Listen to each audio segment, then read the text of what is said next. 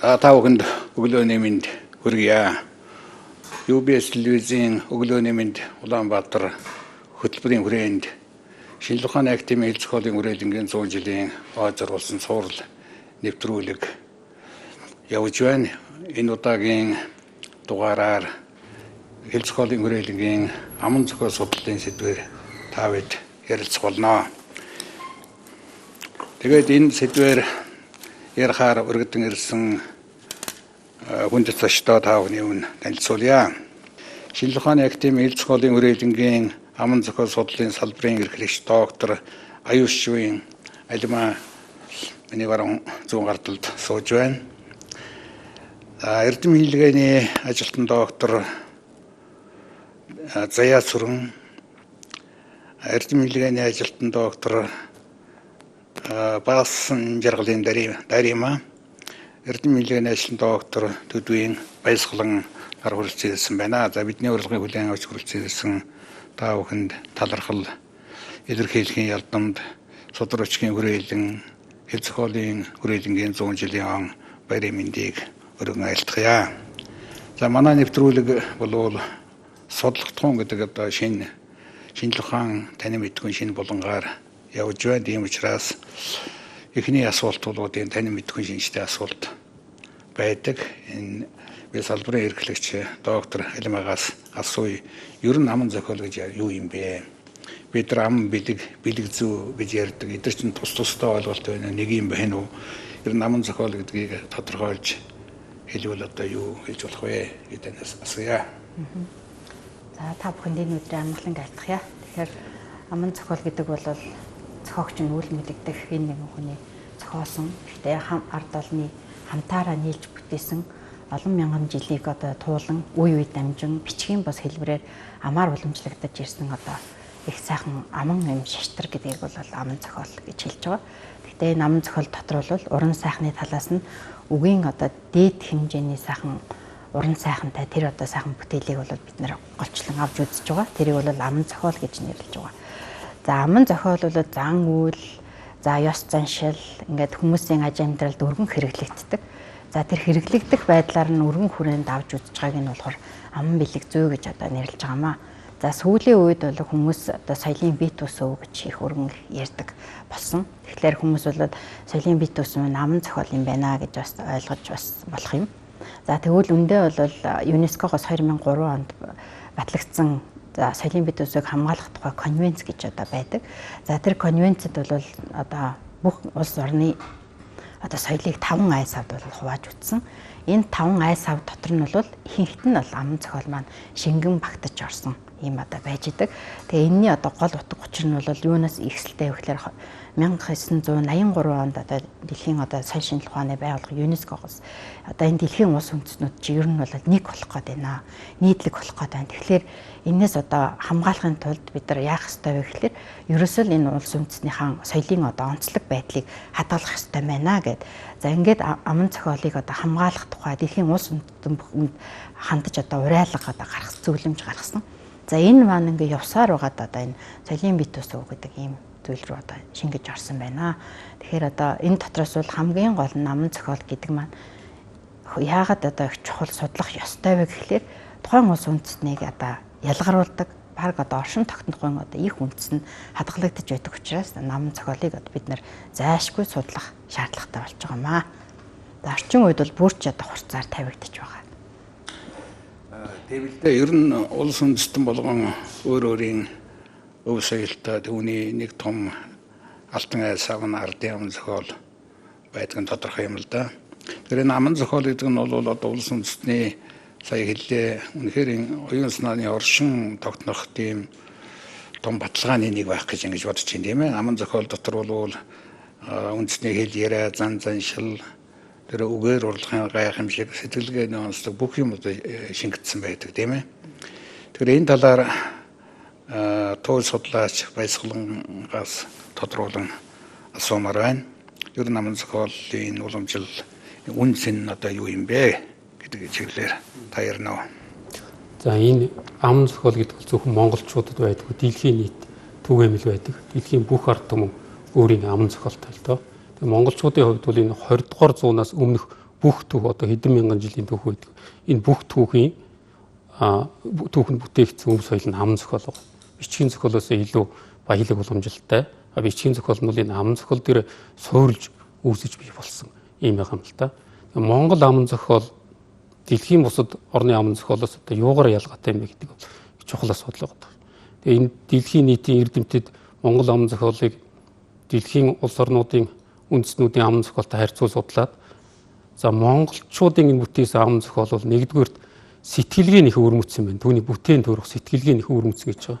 Тэгээ бусад улс үндэстнүүдийн бол сэтгэлгээ нь харьцангуй тийм загварчлагдсан нэг улс үндэстнийх нөгөөтгөө ижил төстэй ийм үзэгдэл их байдаг бол монголчуудын бол тийм биш юм байна. Ер нь монголчууд бол их чөлөөтэй ямар нэгэн хэв загварт баригдахгүй сэтгэдэг ард түмэн юм байна гэдэг нь аман зохиолоос харагдаж байна гэж ингэж дүгнэдэг. Дээрээс нь ер нь энэ одоо монгол хүнийг одоо судлыг бол ерөөсөө л аман зохиолыг судалж ижил барьж байгаа юм байна. Ерөөсөө л энэ монголчуудыг таньж мэдээ нууцны нэвтрэх үл энэ аман зохиолыг судлах хэрэгтэй юм байна гэдэг дээр эрдэмтэд бол санал нэгтэй хүлийн зөвшөөрч байна үнийг. Тийм л дээ аман зохиолыг судлах гэдэг чинь алганы эгийн судлахтай адилхан байх л да. Аман зохиол гэдэг бол алганы хороны шиг л одоо ганц хөв үлддэг ийм л оюуснаа нэг том айсав юм байна. Би намайг зохиолын хүрээлэнд ажиллаж байх үед аман зохиолын чиглэлээр ер нь одоо хөдөө орон нутгаар тэр эрдэм хэлгээний одоо экспедиц гаргаж ажилладаг байсан. Нэг удаа би Санжуунд дамжин сургууль багш нэг яваад ирсэн чинь нэг ачааны машин дүүрэн одоо шоголтой ном авчирсан дээр залуу эрдэм хэлгээний ажил бидрэл дээш нь зөөгөл хоёр давхрын тэр коридороор хоёр ханаар нь зүгээр л ирээдл нөрцсөн тийм л байсан. Их уламжлал байсан байх. Тэгээд одоо дамжин сургууль багш мэтийн одоо тийм том эрдэмтэд бол тэр өвгөд хадгалж үлдсэн тэр ном судраавал итгэж эрдэм хэлгээний үйлгэнд оруулж өгж ирсэн байхаа. Тэгээ одоо энэ судалгаа ер нь хэр байна энэ чиглэлээр хөдөө орон нутгаар явж аман зохиол энэ чиглэлээр судалгаа хийж байгаа зүйл хэр байна гэдэг чиглэлээр элмэ доктороос тодруулъя да. Тэгэхээр манай хэл зохиол өөрлөлт судрагч өөрөлд анх байгуулагдсан цагаас эхлээл ер нь хөдөө орон нутгаар явж ард олныхаа соёлын одоо өв соёл ялангуяа аман зохиолыг одоо хадгалан үлдээж хоцроох хэрэгтэй байна гэж удаа дараа одоо хэлж мэдэгдэж за энийг цуглуулж ирсэн. За ингээд гандан гараач явж исэн байна. Гадаадын одоо Орсын эрдэмтдтэй ч хамт одоо явж исэн байна. За сүүлд бол улсаас тусгайлан хөрөнгө мөрөнгө гаргаж Монгол улсынхаа нутаг дэвсгэрээр одоо сумын өнцөг болон болгонд хүрч аман зохиолын зүйлийг жилдээ бараг ганц удаа явбал одоо ховорхон 2-3 удаа одоо явж ингэж шинжилгээний анги ажиллуулж ихэнх хэмжээний одоо сайхан санг одоо бүрдүүлсэн ийм төвхтэй. За ингээд хамгийн анхны одоо яг албан ёсны шинжилгээ ухааны одоо үндсэлтэй цуглуулсан шинжилгээний зохион байгуулалттай шинжилгээний анги бол 1952-53 онд одоо явсан. 90 одоо явж исэн. Тэрнээс өмнө бол Оросын эрдэмтдтэй 23 онд одоо Владимир Цов гэдэг одоо хүн явж исэн байна. Монгол орн ялангуяа туулын орчим явж хагаад Богд хааны одоо аймагаас Дэндэг гэдэг хүнээс бол анх тэр заан залуудаа гэдэг туйлыг бичиж авсан нь одоо 23 он гэдэг хамгийн анханд одоо тэмдэглэгдээд үлдсэн байх жишээтэй ийм зүйл байна. За тэгээ хамгийн сүүлийн одоо улсын хөрөнгө мөрөнгөөр явдаг шинжилгээний анги бол 92 онд хамгийн сүүлийн шинжилгээний анги яваад ингээд зогссон. За гэхдээ бол бид нар бол бас зүгээр суугаагүй хуваараа болон хүмүүстэй хамтраад одоо мерсээр явж байна. За манай одоо саяхан шинжилгээ ухааны актив хэл зохиол өөрөлдөнгийн захирал одоо маань одоо соёлын яамны сайттай аль бисаар одоо гэрээ хийж одоо энэ Монгол улсын хэмжээнд нутгийн хэл аялалгүй аман зохиолын одоо судалгааны шинжилгээний ангийг одоо сэргээе гэдэг сайхан одоо мэдээ сонсоод байж байна бид нар. Тэгэхээр сайхан байна. Ер нь аман зохиолыг монголчууд өөрсдөө Монголын аман зохиолыг судлах зэрэгцээ. Монголын аман зохиолыг бол сая хэллээ Оросын эрдэмтэд болон гадны орны эрдэмтэд их сонирхон судалдаг. Ингээд сонирхон судлах болсон гол одоо шалтгаанууд нь юу байдаг юм бол ямар судалгаанууд байдаг юм бол гэдгийг баясгалан доктороос асууя да. Тэгээд энэ монголчуудыг одоо судлах ухаан бол яг орчин цагийн шинжилгээ ухааны дээгэр судлах ухаан бол 1804 онд эхэлсэн байдгийг. Энэ бол жангар туйлаар эхэлсэн. Тэгээ Германы эрдэмтэн Бергман гэж хүн халимгийн тал нутгаар явж байгаа. Их олон үлгэр дуу зан заншлыг судалж удаан хугацаанд тэнд амьдарсан байгаа юм. Тэр үедээ жангарын туйлыг тэмдэглэж байгаа. Герман хэлээр орчуулад тэр Эрига гэж хотод хэвлэлснээс хойш ингээд дэлхийн нийтээр сонирхоод ирсэн байгаа байхгүй юу. Тэгээ ер нь нэгдүгüүрт бол хоёр шалтгаан байна. Монгол аман зохиолыг судлах. За нэгдүгüүрт бол Монголын аман зохиол гэдэг бол уран сайхны хувьд бол дэлхийн бусад орны аман зохиолоос илүү давуу юм байна. Их баялаг юм байна гэж гэдгийг хүлээн зөвшөөрч байна. Дэлхийн улс үндэстнүүд бол одоо нэг онцлог байхад 2 мөр байхад монголчуудын онцлог 10-20 мөр болдог. Тэр доторгоо тэр хийсвэрлэх сэтгэлгээ мэтгэлээ хүн барьж таньж авах аргагүй тийм хачин гайхамшигтай гэдэг. Нэгдүгээр хүлээн зөвшөөрч. Тэгэхээр уран сайханд нь эзэмдүүлдэг нэг тал бол байна. Тэгээд дэлхийн өндөрлөгтний харцаа байхгүй өө гэдгийг хүлээн зөвшөөрч байгаа хэлбэр мөн.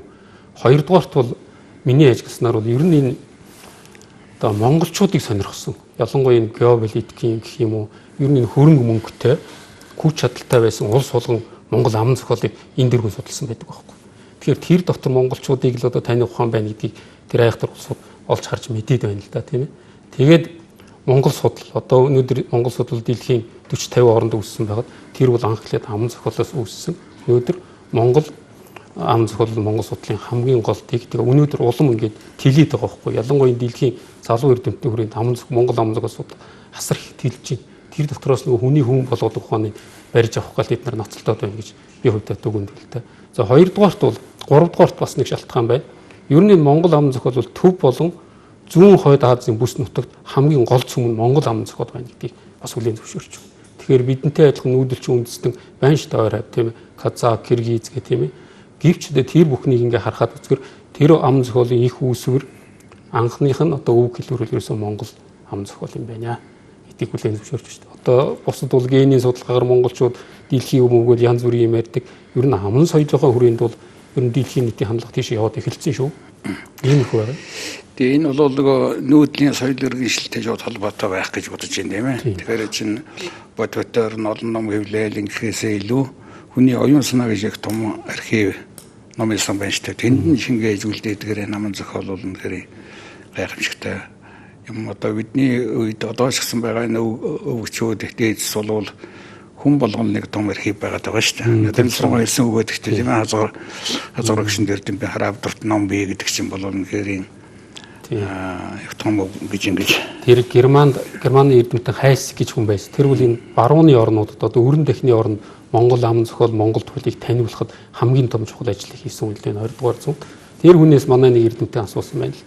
Гэхдээ та ер нь энэ дэлхийд энэ олон үндэстэн ингээд туйл аман зохиолтой хаад та заавал энийг судалдаг Монголыг гэсэн чинь үгүй дэлхийн ард түмнүүдийн өвийг судлахын тулд Монголыг судлахгүй болохгүй байх хөө. Би тэгээд орсон гэж хэлсэн гэж. Сүүлд ч гэсэн одоо энэ монголч эрдэмтдтэй ярьж байхад тэгж байна шүү дээ. Хачин гайхамшигтай. Одоо яг энэ хурдаараа энэ бүрэлдэхүүнээр бид нар Монгол аман зохиолыг судлахад 1000 жил судлахад бид нар нэг олон юм шийдэж чадахгүй гэж хачин гайх та нар азтай гэж хэлж байна. Тэгэхээр бид нар маш чухал үгийг одоо бүтээсэн монголчуудын хүндрэл одоо өрнгийн санд бидний нэмэрлсэн юм байна да монголчууд. Тэгэхээр аман зохиол гэхээр одоо нэг ерийн юм шиг л ойлгодог болсон байна л да. Үнэхээр энэ чинь ерийн юм шиг сонсогдож байгаа боловч бодоход бол одоо ер бишийн ийм гайхамшигтай зүйл байх нь. Ягаад гэвэл аман зохиол бүх юм шингээ үлдсэн. Зүүр цэцэн үг уртын дууны үгийг ингээд судлаад үзэх тэр дотор чинь одоо хууль цааз их засаг одоо сургам сургаал одоо бүх юм л тэнд нь байж штэ. Тэгэхээр аман зохиолоо өөрөө шаштар болгож үлдээсэн ард түмэл аргагүй нүүдэлчин одмынхан монголчууд гэдэг нь тодорхой гэж бодож байна. За бид нар одоо судрагчийн хүрээлэг, хэл зохиолын хүрээлэнгийн 100 жилийн нэвтрүүлэг хийж байгаа болохоор энэ салбараас төрсэн одоо шилдэг эрдэмтдийнхаа тухай ярих зүйтэй байх гэж ингэж бодож байна. Тэгээд доктор Заяа Сүрэн таныг энэ чиглэлээр бидний тодорхой мэдээлэл өгнө гэж хүсэж байна. Манай аман зохиол судалд бол нэртэй олон сайхан эрдэмтэн ажиллаж судалгаа шилжгээгээ бол хийж ирсэн байдаг. Академич Эренчин, за тэгээд уу загт сүрэн, за Ж цолоо, хорлоо, самбил дэндүү, за цэрэн судам, оо айлмаа, за тэгээд аман зохиолын одоо онлын одоо номыг бичсэн Иш Гадамб, за Б Катуу, Наран Туяа гэдэг одон сайхан эрдэмтдийг нэрлэж болно. За Эренчингой бол 1959 онд манай аман зохиол судал сэтгүүлийн анхны дугаарыг бол эрхлэн гаргасан Монгоски, Сказки, Монгоски, Пословци гээд мөн одоо Эренчунгоо бол одоо Архангай, Завхан, за Булган аймгийн нутгаар явж бол 30-аас 36 оны хооронд бол явсан байгаа. Тэгээд бол аман зохиол нутгийн гардуудаа уулзаж аман зохиолын баялаг хэрэглэгдэхүүн бол тэмдэглэж авсан. Тэрхүү хэрэглэгдэхүүний явд бол одоо шинжлэх ухааны галигаар галиглаад холбооны бүт найрамд Герман улсад бол 5 бүтээр хэвлүүлсэн байна. Өнөөдөр бид бол энд авчирчихсан байна. За энэ бүтээлд бол ерөнхийдөө бол Монгол туйл, ерөөл, магтаал, за тэгэл аман зохиолын бага төрлөөс зүүрд зүг, онцлог зэрэг бол багтсан байдаг. За энэ бол судалгаанд одоо эрдэм шинжилгээний галигаар галигдсан учраас бол маш чухал хэрэглэгдэхүүн байдаг. За болсоор явж байгаа. Бас нэг одоо зүйлийг тодруулж ярихад бол манай аман зохиолоос одоо чиглэлээр ингээд ажиллаж байсан эрдэмтдүүд 3-4 академич төрөн гарснараа бол нэлээд онцлогтой гэж хэлж болно. За академич хорлоогоо бол аман зохиолын одоо бүх төрлийг бараг судалсан. Судалгаанууд бол маш өргөн хүрээтэй судалгаа хийсэн одоо эрдэмтэн гэж хэлж болно. За тухайлбах юм бол Монгол ардын үлгэр, Монгол ардын дууны яруу найраг, за Монгол ард түмэн аман зохиол, аман зохиолдох гоо сайхны сэтгэлгээ, аман зохиолдох сургууль хүмүүжүүлэх ухаан, за ертөнцийн 3-ын агуулга хэлбэр үзэл санаа гэх зэрэг олон одоо нэг сэдвт бүтээл, жинтэй нэг сэдвт бүтээл тойрвохын зэрэгцээгээр одоо мэдээж олон одоо өгүүлэл одоо сурчлагын өгүүлбэрүүдийг бичсэн. За манай хүрээлэнгээс бол академич хорлоогийн мэндэлсний 70, 80, 90, 100 насны ой тус бүрд нь бол түүний бүтээлийг бол эмхтгэж гаргаад өнөөдөр бол бид нар 6 дахь бүтээ бол эмхтгэж гаргах чад байж байна. Дараагийн 7 дахь бүтийг бол бид нар бас ингээд бэлтгээд хэвлэлтэнд бэлтгээд явж байгаа.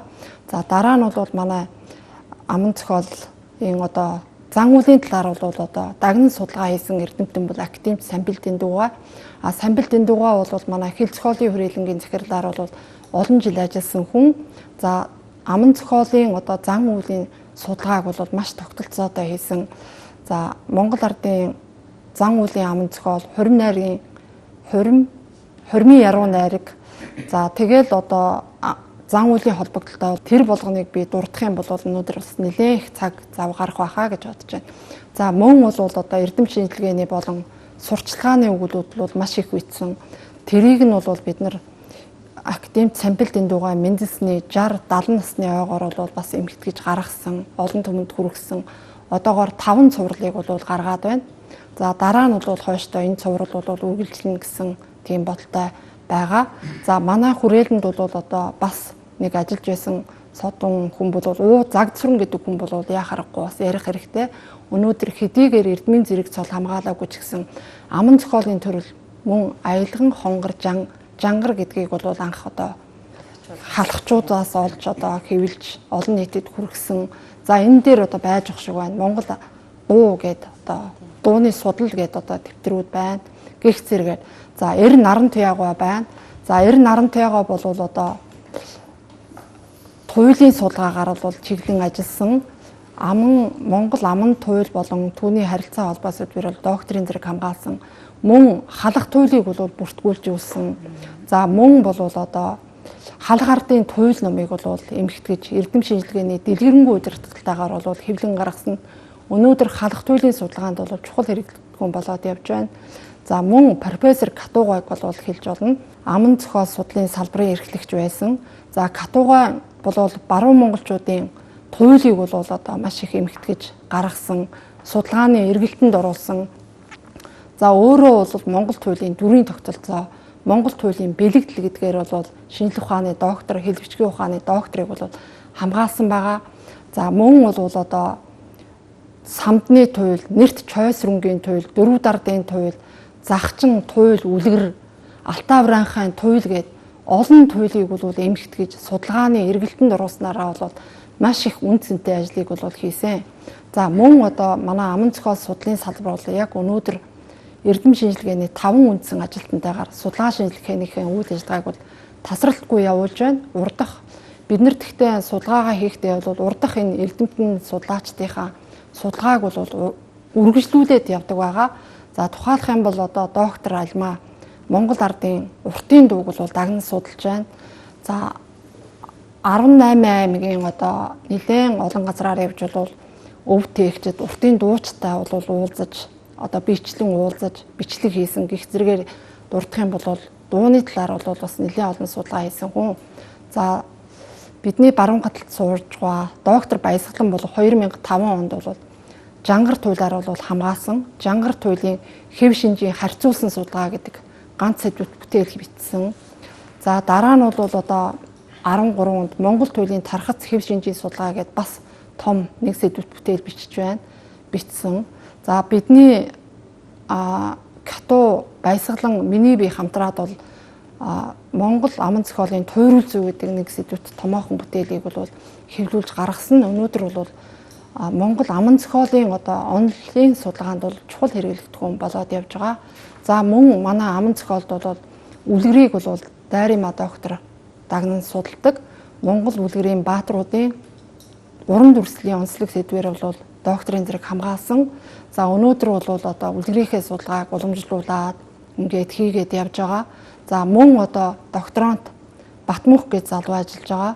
Энэ болохоор домгийг бол одоо судлаад өнөөдөр бас ингээд диссертацаа бичээд хизээ эзэггүй хамгаалахад бол бэлтгээд ингээд явж байгаа. Ер нь бол бид нар самбилт эндугай, хорлоогой, за цэрэн содон багшийн одоо хуримтлуулсан дэг школыг бол бид нар үргэлжлүүлээд явж байгаа. Тэгэхээр заяа сүрэнг одоо тий. За манай заяа сүрэн бол Монгол одоо аман зохиолын баг төрөл түүний дотор одоо сасал малалгын одоо аман зохиол гэдгээр бол нэлээд дагнан ажиллаж байгаа. Одоо хүүхдийн аман зохиолыг бас одоо судалдаг. Ийм одоо ирээдүйтэй сайн одоо судлаач байгаа.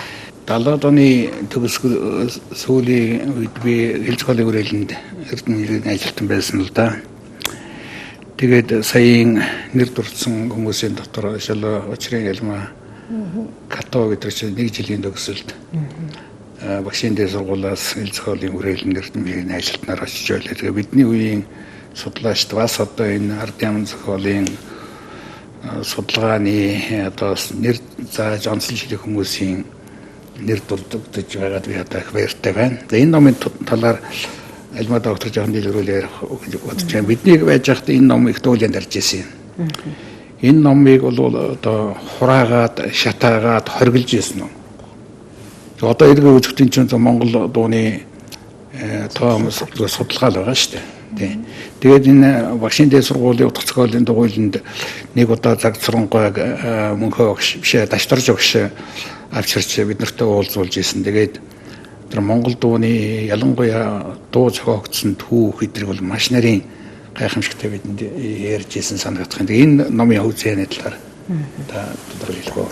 За энэ цаг цөрөнгөө бол хаалгачин жангарыг одоо хайж судалсан-нас гадна Монгол дууны судлалд бол үнэхээр чухал хувь нэмэр оруулсан хүн.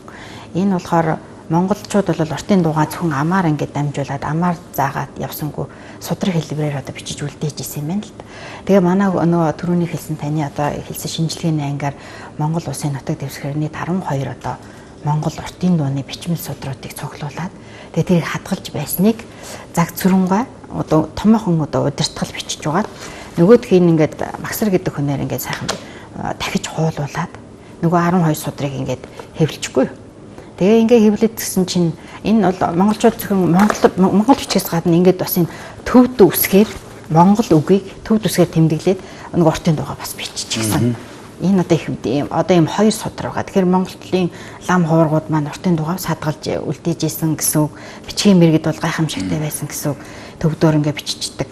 Одоо бас нууж ил байгаа хэлбэр байж байсан магадгүй л дээ одоо монгол бичгээр бичиг. Тэгээд энэ 12 дэвтрийг тус бүрдэн сайхан тайлбарлаж бичиж байгаад за тэгээд одоо ингээ тайлбарсан одоо жишээлбэл түүх соёлын цамрлаг гэдэг энэ булганаас олсон дотор. Тэгээ ингээд нөгөө дуунуудыг ингээ сайхан бичээд. Ингээ биччихсэн чинь хүнийг одоо цаг цөрөнгөйг одоо энэ бол манч монголчуудын одоо суртал ухуулгыг одоо мандан дэлгэрүүлсэн. Одоо багтан дуулсан. Энийг одоо ном болгож хэвлэлсэн гэдэг шалтгаанаар намаас нь хөөгөөд ажлаас нь хөөгөөд за энэ номыг бол бас хурааж авч ингээ энэ хүн бол ажилчгүй амьдралчгүй зэрэг цолж хамгаалаагүй гэтэл Монгол аман зохиолд маш их хувь нэмэр оруулчихсан. ийм хүн байж тэгэхээр жишээлбэл одоо Жангар Туул зөвхөн баруун Монголд байдаг гэдгийг л няцаасан хүн байгаа шүү дээ. Гэх мэтлэнгээр ингээ монголчуудын одоо уртын дуу энэ хүн л ингэж эмгэгтэйч хөвлүүлээгүй л одоо энэ судруудын зарим нь бас байхгүй болчихсон. Тэгээ ингэж уртын дуу ялангуяа зөвхөн энэ ном гэтэл монголчуудын уртын дууны соёл, уртын дууны одоо үг, за ном бүтээх одоо соёл, сударчлах соёл бүх юмыг одоо ингэж үлдээж өгсөн ийм гавьяатай хүн юм аа. Тэгээ энэ номнууд бол үнэхээр бас их хураагдчихсэн, хориглогдчихсэн. Одоо манай үрэлэнд одоо нэлээд хэмжээгээр яг хадгалаад байж байна. Бусдууд нь бол тэгээд улсад олон нийтэд бол гараагүй ийм одоо ховор сонин байгаа. Тэгэхээр энэ манай хэлцгөөлийн хүрээлэнгийн гайхамшигтай сайхан зүуд нь бол үнэхээр энэ өв соёл, ардын аман зохиол монголчуудын оюун сэтгэлгээний энэ бүтээлүүдийг одоо хайрлаж, хамгаалах, судлах, дэлгэрүүлэх, хадгалах энэ бүх юмд одоо түүжээлэн оролцож байгаа нь гайхамшигтай сайхан амьдралаа зориулж ингэж явсны түүхийн нэгэн жишээ гэж ингэж бодож байна. За одоо доктор Дарима доктороос нэг зүйл асууя. Заяа сүрэн доктор бол энэ салбараас төрсэн эрдэмтдийн тухай ярьлаа тийм ээ. Тэгэхээр энэ салбараас одоо төрсэн гэх юм уу бүтээгдсэн нэр нөр нэрийн хуудас болсон одоо ямар гол бүтээлүүд байна вэ? Энэ чиглэлээр жоохон тодорхойлж ярьж өгнө үү? За тэгэхээр манай хэл зохиолын хүрээлэн бол салбар болгон өөрийн гэсэн эрдэм шинжилгээний цуврал сэтгүүлүүдийг бол гаргадаг байгаа. Жишээлбэл одоо манай ам зохиолын салбарын өөрийн гэсэн ийм одоо дагнж гаргадаг сэтгүүл бол ам зохиол судлал гэдэг ийм сэтгүүл байдаг. Энэний бол анхны дугаар нь 1959 онд гарсан Эренчунгой эмэгтэй чиглүүлж гаргасан ийм сэтгүүл байдаг. Тэгээд энэ сэтгүүл маань Монголын бичгийн үлгэрээс гаралтай, энтиг төвдийн бичгийн үлгэрээс гаралтай Монголд эдээшиж одоо Монгол ардын үлгэр шиг басан ийм үлгэрүүдийг түүж орос хэл дээр орчуулж гаргасан ийм онцлогтой эхэлж ирсэн байлээ. Тэгээд энэ эрдэм шинжилгээний сэтгүүл маань 59 онд гарсан. Өшөө Монгол манай ам зохиолын салбараас гаргадаг одоо яг манай одоо түрүүн таны хэлсэн шиг нэрийн хуудас гэдэг бол Монгол ам зохиолын чуулган гэдэг маш олон бот гарсан бүтээлээдэг. Энэ маань хамгийн анхны дугаар нь 1982 онд гарсан. Ам зохиол сэтгүүл маань 1959 онд гарсан. Гэтэл манай судар хичээл бичгийн хүрээлэн 1921 онд байгуулагдаад одоо түрүүн бид нар хальт ярьж эхэлсэн шүү дээ. Нөгөө нэг хөдөө гадаа одоо хүний гар дээрээстэй янз бүрийн одоо тэр оюуны охих болсон ам зохиолын их хэрэглэгдэхүүнүүдэд цуглуулад эмхтгээд тэдний чи эмхтгэж хийх гэж 10 20 30 жилийн ажил орсон байна. Тэгээд тэдгээрийн үр шим болгож 1959 онд гарсан ам зохиол судал сэтгүүл дээр бол дан судалгааны чанартай олон судлаачдын онл практик янз бүрийн тэ одоо арга эрдэм шинжилгээний арга барилаар бичсэн ам зохиолын ардын ам зохиолын төрөл зүйлбэрийг хамарсан ийм судалгааны бүтээлүүд бол ам зохиол судлал сэтгүүл дээр хэвлэгдэж эхэлсэн. Нөгөө ам зохиолын чуулган гэдэг ийм хоёр цуврал одоо бид манайхаас гардаг шүү дээ. Ам зохиолын чуулган бол цэвэр их. Ерөөсөө нэг бол дагнсан одоо дан үлгэр 1982 онд жишээлбэл Цэрэн Содномга Монгол ардын үлгэр гэдэг ингээд ам зохиолын чуулган битэн нэгдүгээр бот эхэлж яваад өдгөө хүртэл тасраагүй одоо ингээд гарч ийн. Ам зохиолын чуулган бот маань сүүлийн 10 жилд нэг онцлог нь гэвэл одоо манай тэр Балчгийн Катуу ах доктор ах бахта хийсэн урайхаа, өөлд, хотгоод, торгууд гих мэтчлэн одоо тэр нэг жишээ нь ингээд тусд нь ам зохиолынхоо бүтээд ингэж хийж гисэн. Энэ маань ам зохиолын их тэгээ юугаар ач холбогдолтой гэхээр цаашаа үн дээрээ судалгаа хийх те одоо янз бүрийн тэр судалгааны л гол арга юу их болж өгч байгаа байхгүй. Тэгээ манай ам зохиол сэтгүүл бол одоо олон улсад нэлээд нэр хүндтэй сэтгүүлтэй тооцогддог. Одоо Бээжингээс, Оросын холбооны улсаас, одоо Польш энтерээс бол хүмүүс одоо өгүүлээ их өөх сонирхолтой өгдөг. Жил болгоныхоо дугаар дээр бид нар авдаг ийм ач холбогдолтой сэтгүүл байгаа. Дотроо бол эрдэм шинжилгээний өгүүлэлээс гадна шүүмж орж болно, тэмдэглэл орж болно, шинэ номынхоо мэдээг хийчдэг. Янз бүрийн сонирхолтой орчуулга байвал бас орчуулгын болон байдаг. Тэгээд ийм ач холбогдолтой гол нэм сэтгүүл байгаа эрдэм шинжилгээний тийм. Тэгэхээр жирээ дөрөн баахан ном байна. Номны тухай ярих бол одоо их том. Тийм. Яриа болох нь байна. Тэгээд цаг үндсэндээ дуусч байна. тэгээд нэмж хэлэх зайлшгүй хэлэх зүйл байвал байгаа. За манай аман зохиол судлалын салбар бол сүүлийн үед одоо яг юу хийж байна ингээд ахмад үедээ бахархаад сууж ядаггүй гэвэл үгүй тийм биш.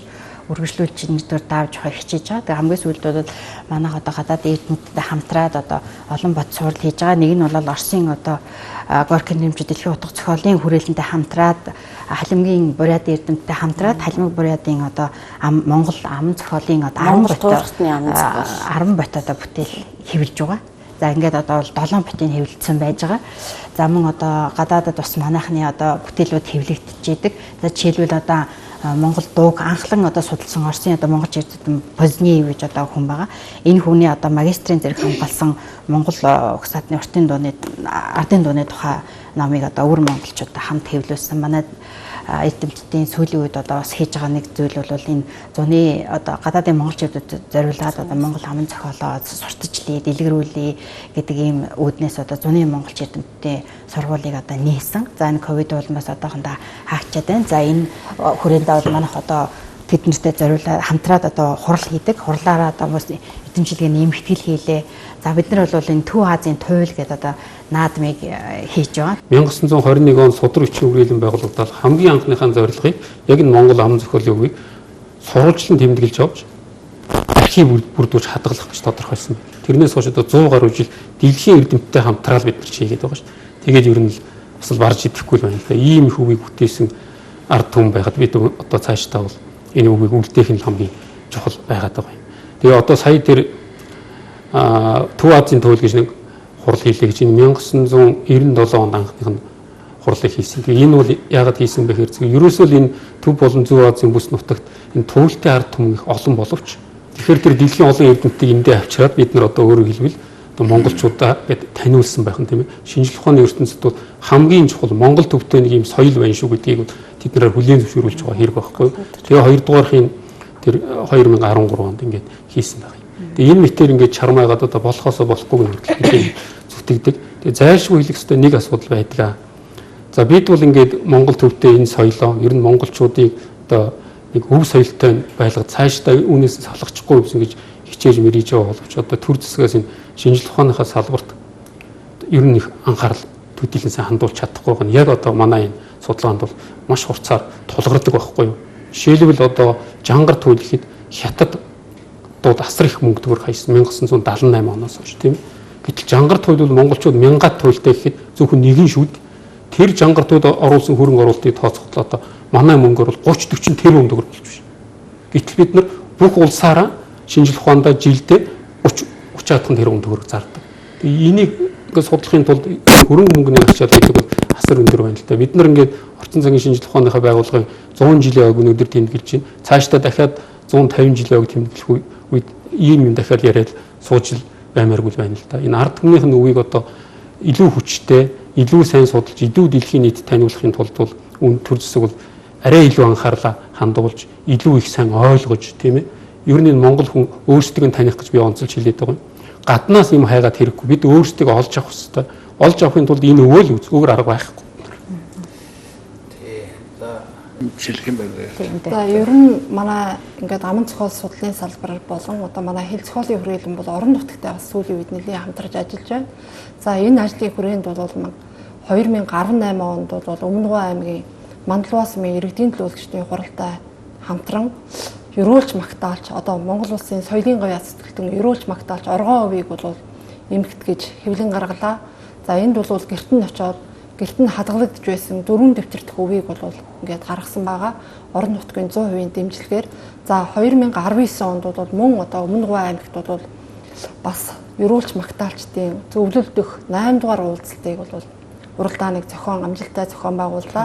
За энд бол соёл зохион байгуулалт, шинжлэх ухааны яам, боловсролын яам, за тэгээд одоо соёл боловсролын агентлаг энэ газар гэж байдаг ерөөлж магтаалчдын одоо төв төрийн бас байгууллага. За Өмнөгов аймгийн боловсрол соёл урлагийн газартай ингээд хамтраад Өмнөговт бол зохион байгуулсан. За энд бол 18 аймгийн 10 гаруй аймгаас бол өв тээгчид ерөөлж магтаачид бол хүрэлцэн ирж оролцсон маш сайхан ажил болсон.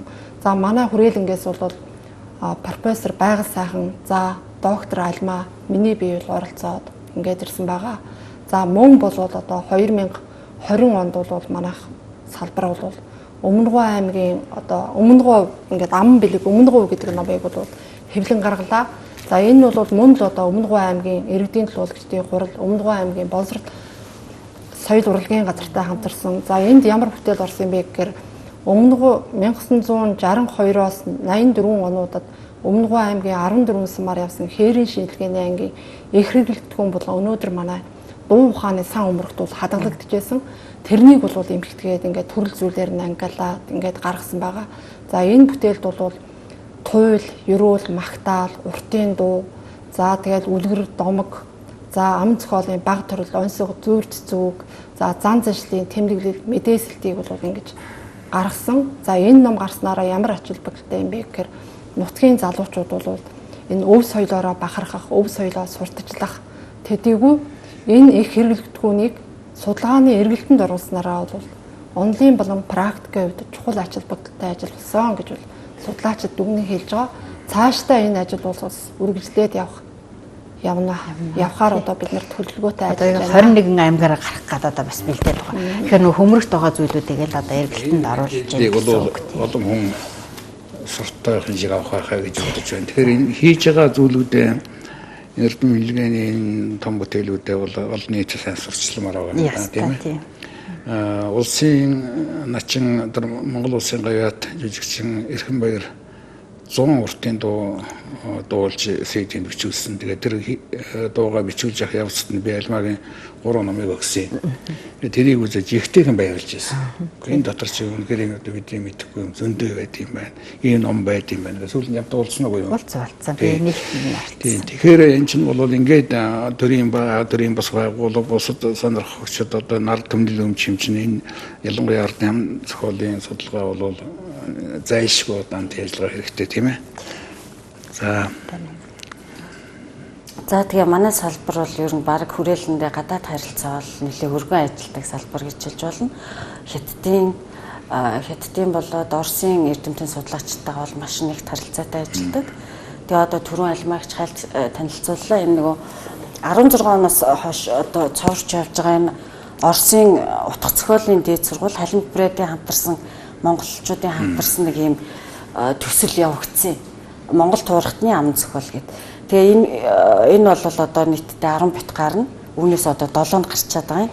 Үлгэр домог, онцгой зүйр цэцүүг гэх мэтчлээ. Одоо дараагийн битүүдийг Альмагч баясгалан өдр бэлдэж байгаа гих мэтчлэн гадаад харилцаа бас онцлох хэрэгтэй болов уу гэж бодож байна. Тэгээд тийш гадаад ихтэй сургуульд бол өргөдөж бас. Тий одоо нөгөө цагийн байдлаас болоо бас тийш яа. Нэлээд олон төсөл одоо амжилттай хэрэгжүүлсэн байгаа. Тэгээд ялан одоо ганц жишээлбэл одоо Монгол туйлынхаа одоо доктортой хэлхийн сан гэдгийг одоо бид дахин сан бүрдүүлчихэд энэ төслийн хүрээнд байж байна. За та бүхнийг ам зохиол судлал Монголын шинжлэх ухаанд ямар төвшөнд явж ирсэн, одоо ямар төвшөнд байгаа юм гэдгийг тайлбарлаж ирсэнд одоо баяртай байна. Тэгэхээр Монголын ам зохиолын айс ав бол зөвхөн монголчуудын өмч биш, Монгол туурхтны хүндрэлтний үнэхээр салгаж болшгүй том баялаг юм байна гэж энэ ярианаас ойлгогдож байна. Ер нь хүндрэлтний оюун сэтгэлгээний үндсийн улс үндэстнүүдийн өөрийн тэр ардын ам зохиол гэж одоо ойлгож болохоор ийм дүгнэлт өрч байна. Тэр ардын ам зохиол гэдэг бол одоо үнэхээр оюун санааны тийм том алт эрдэнэс юм байна да. Энэ уурхаад эзэн болоо сууж байгаа та бүхний эрдэм хэлгээний ажилд одоо улам амжилт хүсье. Би одоо хэл зохиолын хүрээлэнд ажиллаж байсан хүний хувьд эргээ харахад та нар одоо бахархаж байна. Яг 100 жилийн өмнө энэ он жилүүдэд энэ өдрүүдэд яг нардын ам зохиолын судалгааг яг бичлэн хийгээ сууж байгаа энэ азтай үзье гэж ингэж хэлмээр байна. Тэгээд сайхан залуучууд төрж орж ирж байгаа юм байна. Нардын ам зохиолын судалгаа цаашдаа улам одоо хүчрхэж өргөжих юм найдвар одоо бидэнд төрж байна. Ингээд та бүхэндээ хэл зохиолын хүрээлэн, судрагчийн хүрээлэнгийн 100 жилийн давхцсан энэ өдрүүдийн баярын мэндийг дахин хүргэе. За манай судлагдах гэдэг шинэ булангаар орж энэ судалгааныхаа тухай мэдээлэл өгсөнд дахин баярлалаа гэж хэлье. Манай өглөө нэвтрүүлэг үргэлжилж байна.